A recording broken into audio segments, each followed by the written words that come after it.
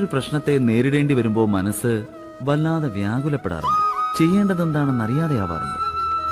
നിർണയമെടുക്കേണ്ട ആ നിമിഷങ്ങൾ യുദ്ധം ചെയ്യാൻ ആരംഭിക്കുന്നു. അപ്പോൾ നമ്മുടെ മനസ്സ് യുദ്ധഭൂമിയായി മാറും.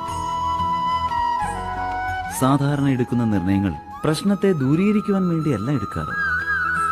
കേവലം മനസ്സിനെ ശാന്തമാക്കുവാൻ വേണ്ടി മാത്രമാണ് എടുക്കാറ്.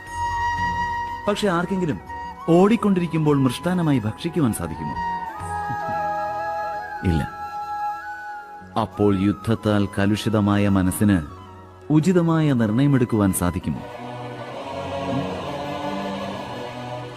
വാസ്തവത്തിൽ ശാന്തമായ മനസ്സോടെ നിർണയമെടുക്കുകയാണെങ്കിൽ അത് ഭാവിയിൽ സൗഖ്യദായകം തന്നെയായിരിക്കും. എന്നാൽ മനസ്സിനെ ശാന്തമാക്കുവാനായി മാത്രം ഒരു നിർണയമെടുക്കുകയാണെങ്കിൽ ആ വ്യക്തി ഭാവിയിലേക്ക് നട്ടുവളർത്തുന്നത് ഒരു വലിയ മുൾച്ചെടി തന്നെയായിരിക്കും എന്നതിൽ സംശയം. സ്വയമൊന്ന് ആലോചിച്ച് നോക്കിയാലും